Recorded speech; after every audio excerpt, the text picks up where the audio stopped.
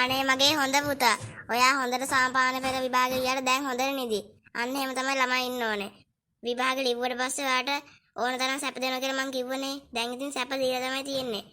දැන් ඉතින් සාමාන්‍ය පෙළ රිසල්ට් ආවට පස්සේ තමයි ඊටු සැප ටික හම්බ වෙන්නේ. දැන් ඇටියම්ම සැප දුන්නා. දැන් ඔයා යන්නකෝ මට ටිකක් නිදා ගන්න. නෑ පුතේ මම මෙතෙන්ට වෙලාම ඉන්නවා. මොකද මගේ සාමාන්‍ය පෙළ ලියපු හොඳම පුතා බලා ගන්න එපැයි. මේ කවුද මේ කෝල් ගන්නෙ? හෙලෝ අක්කේ කවුද කතා කරන්නේ? මේ කල්පනීගේ අම්මද? ඔව් ඉතින් කියන්න මොකද්ද වෙන්න ඕනේ? මොනවා? සාමාන්‍ය පෙළ රිසල්ට් ඇවිල්ලා? ඔයාගේ දුව කීයද? A8යි B1යිද? අනේ අපේ පුතා නම් කීයද දන්නේ නැහනේ. අනිවාර්යෙන් A9ක් ඇති. මොකද අපේ පුතා දුවට වඩා දක්ෂයිනේ. හරි එහෙනම් තියන්න බුදු සරණයි. මොනවා සාමාන්‍ය පෙළ රිසල්ට් ඇවිල්ලා? ඔව් පුතේ සාමාන්‍ය පෙළ රිසල්ට් ඇවිල්ලා. අනේ පුතේ මේ ෆෝන් එක අරගෙන බලන්නකෝ ඔයාගේ රිසල්ට් කීයද කියලා. කල්පනී නම් A8යි B1යිලු. ඔයා නම් A9ක්ම ඇති නේද? අම්මේ මට විභාගාංක මතක නෑ වගේනේ.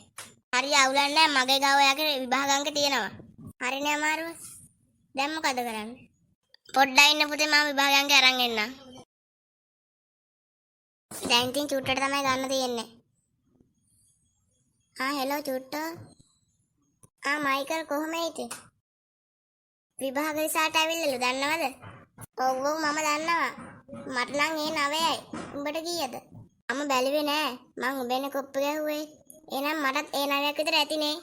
මං උඹට බොරු උත්තර ටිකක් කිව්වේ.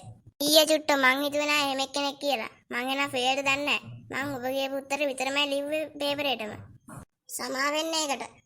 ඔබ දැන් ෆෝන් එක තියෙනවා. අන්න අපේ අම්මෙනවා. මේ තියෙන්නේ විභාගාංකේ. මේක අරන් බලන්නකෝ ෆෝන් එකේ ගහලා බලන්නකෝ. මම මට විභාග රිසල්ට් බලන විදිහ මතක නැහැ. මට පොඩ්ඩක් කාන්තේ වගේ මම හොස්පිටල් නවත්තන්න. ආන්සර්ලා ඉන්නකෝ.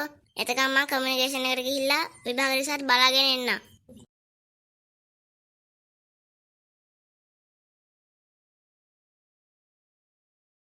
චුට්ටෝ එළියට එන්නකෝ. චුට්ටෝ මම මේ මයිකල්. මයිකල් මොකෝ මේ පැත්තේ? අපේ අම්මා කමියුනිකේෂන් එකට ගියා මගේ රිසල්ට් බලාගෙන එන්න. ඉතින් කොච්චර ෂොක්ද? ෂොක්? ඔයා නම් පාස්. මම ඉතින් අනිවාර්යෙන් ෆේල් නේ. එම කියන්න එපා ඔයාත් පාස් ඇතිනේ. පාස්? මොන පාස්ද? ඔයා මට බොරු උත්තර ටිකනේ කියලා තියෙන්නේ. මගේ පුතා A9යි. අම්මේ මං හොඳයි නේද? අද එයාට පාටියක් අත් ඕනේ. චුට්ටෝ ඔයත් එන්න මගේ පාටියට. අද රැයට මං ගමේ ඉන්න හැම එක්කෙනාටම ආරාධනා කරනවා ඔයාගේ පාටියට.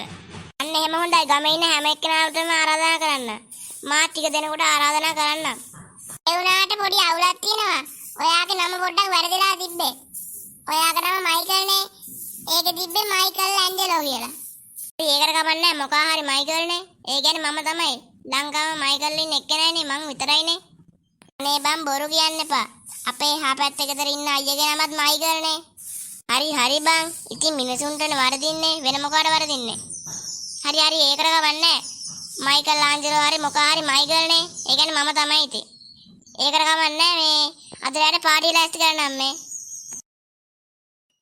හෙලෝ අපේ පුතා නම් A9යි. ඒකනේ මං ඒ හිතුව කල්පනී දුවත් A9ක් ගනී කියලා. කොහෙද ඉතින්? හැමෝම එක වගේ දක්ෂත් නැහැ නේ. ඔන්න මම පාටිය ලෑස්ති කරා. දැන් ඉතින් හැමෝටම අරන් කියන්නකෝ එන්න කියලා. හරි ඒක මම බලා ගන්නම්. ඔයා ගිහලා ඉතුරු වැටියක් කරන්නකෝ. මම මේ තව කෝලයක් ගන ගමන් ඉන්නේ. අම්මේ තාත්තා ආවද? කෝ පාටිය ලෑස්ති කරාද? ඔව් පුතේ පාටිය ඔක්කොම ලෑස්ති කරලා තමයි තියෙන්නේ. එහෙනම් හොඳයි.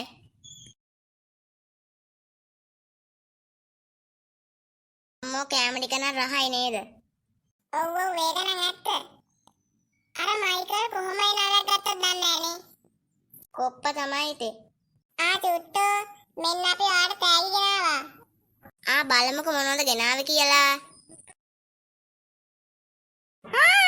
මොනවද මේ ගෙනල්ලා තියන්නේ? අනේ තෑන්ක්ස්. ඔන්න එහෙනම් අපෙන් තෑගි. එහෙනම් අපි යනවා. බයි.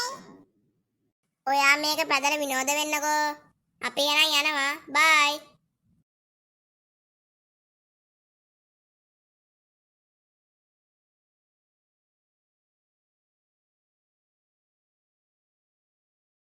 ඒ බං කවුද උඹට මේ වගේ වණ්ඩියක් ගෙනත් දුන්නේ?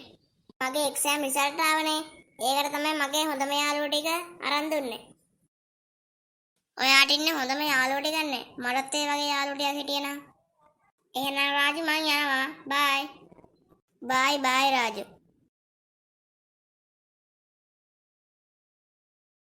රාජු ආයි ආවද? ඔව් මයිකල් මං පොඩි වැඩක් කතා කරගන්න ආවේ. ඒ මොකද්ද රාජු යාගේ පොඩි වැඩේ? නෑ මේ ඔයාගේ බයික් එක පොඩ්ඩක් රෙන්ට් එකට ඉල්ල ගන්න තමයි මං ආවේ. රෙන්ට් එකට ඕනේ නෑ මං ඔයාට නොමිලම දෙන්නම්කෝ. එහෙම හරි නෑනේ රෙන්ට් එකට ඉල්ල ගමු.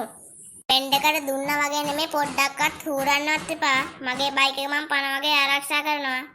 හරි ඒ ගැන වද වෙන්න දෙයක් නෑ මං මගේ පණ වගේ බයික් එක ආරක්ෂා කරන්නම්කෝ. මෙන්න රාජු මම බයික් එක අරන් ආවා. මම මේක අරන් දැන් යන්නද? අරන් ගියාට කමක් නැහැ. හැබැයි මේක ඔයාගේ පණ වගේ ආරක්ෂා කරන්න ඕනේ. පොඩ්ඩක්වත් හීරෙන්නවත් බෑ. හීරනොත් එහෙම මම නරක මිනිහා කියලා කියන්න එපා.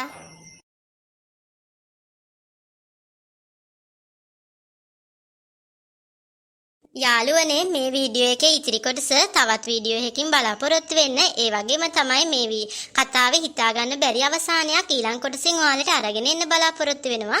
අනිවාර්යයෙන්ම ඒක නරඹන්න කියලා ආරාධනා කරනවා. ඒ වගේම තමයි අපේ channel එක subscribe කරලා අපිත් එක්ක දිගටම රැඳී සිටින්න. එහෙනම් යාළුවනේ අපි ගියා.